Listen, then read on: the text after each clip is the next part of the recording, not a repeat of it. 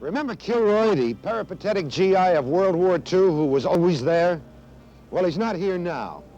And anyway, he'd never made his mark with the graffiti experts of today.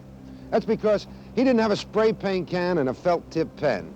For these are the real villains of the graffiti explosion. Everything was pristine one day, and all of a sudden you see all these names written. You're wondering, who are these people? And the more I saw of it, the more intriguing it became. The dynamic of writing your name, of doing something that's illegal, of having other people guess who's this person, is one of the many things that attracted me. It was a sign of the times. It was a sign of our youth, our lack of funds, and possibly the lack of paternal guidance. The whole idea, if you had a nice handwriting and they saw your name there, that meant you were there. Names tended to be clustered. If you wrote underneath a wall, the next guy wouldn't write around the corner. He would probably write right next to you. Taki is a real name. I've always been called Taki by everyone.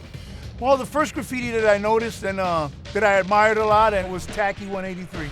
Taki was the top dog. Taki took it to the max. I mean, I think this kid lived to write his name. I didn't start it, but I was just the next step. The boy got up. There's no denying that every place you look, you wouldn't see Tacky.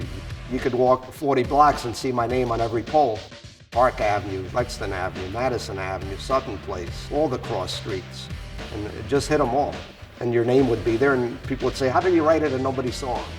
That was the big mystique of graffiti. After Taki was everywhere, there was an explosion of taggers. We were just having fun. You know, cops chasing. You know, it was a cat and mouse type thing. It started out as fun. It was an escape route. We wanted to be known.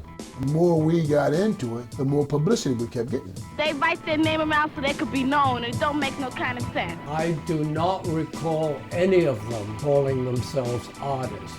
We were not writing to make any political point at all. We were just vandals. The Vandals were a tribe of people who invaded Europe in the 4th and 5th century and for no apparent reason destroyed much of what they found there.